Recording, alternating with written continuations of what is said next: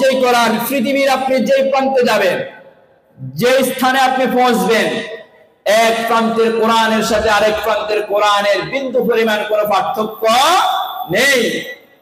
আল্লাহ রাব্বুল আলামিন এমন একটি মুজিজা আমাদের জন্য দিলেন কোরআনে কারীম।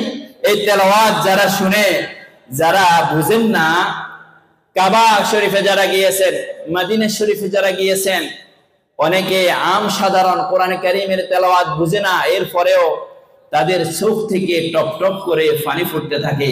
এটি এমন একটি গ্রন্থ, যে গ্রন্থ যারাই শুনবে তাদের ঈমান বৃদ্ধি করে দিবেন মহান আল্লাহ সুবহানাহু ওয়া তাআলা।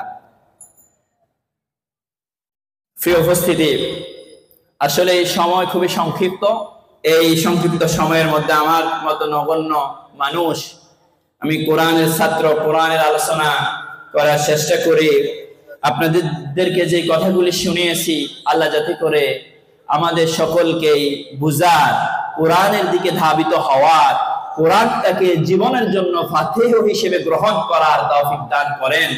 আর এই বাংলাদেশটাকে যাতে করে আল্লাহ কোরআনের দেশ হিসেবে কবুল করেন, সেই আশা রেখে আল্লাহর কাছে দোয়া করে আমি আজকে সংক্ষিপ্ত আলোচনা